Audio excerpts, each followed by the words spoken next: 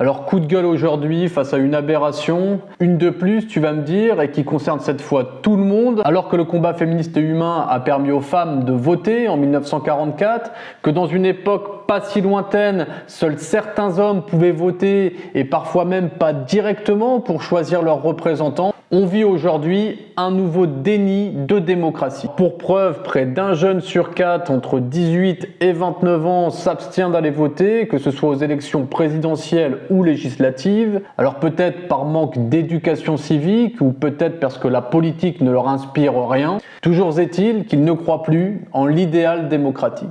Mais l'éducation ne passe-t-elle pas avant tout par l'exemplarité? Et j'en viens donc au second coup de gueule de cette vidéo, car alors que le pays traverse une situation financière des plus dramatiques, enchaînant déficit sur déficit et une dette record, certains députés, une bonne partie de nos députés, a décidé de boycotter cette démocratie. Car alors que ces députés sont élus et jouissent de grasses indemnités de fonction, et qu'ils sont censés nous représenter, nous, les gueux, les sans-dents, eh bien nombre de ces députés ont décidé de déserter les bancs de l'Assemblée nationale. Ainsi, alors que le gouvernement tente de faire voter tant bien que mal son budget 2026, on se rend compte que sur les 577 députés, seuls 134, par exemple, étaient présents au moment du vote sur l'exit tax.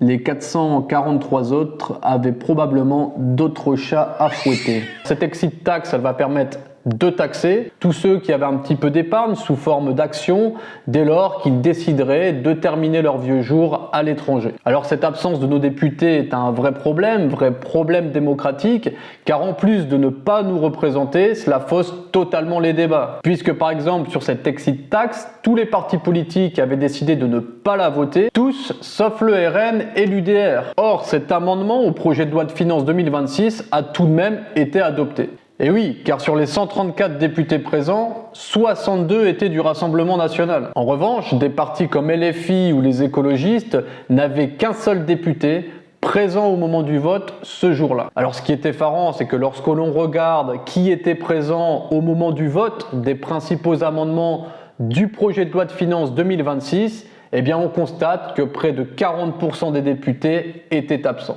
J'espère que cette vidéo t'a plu et d'ici à la prochaine, si tu ne votes pas pour toi, fais-le pour nous.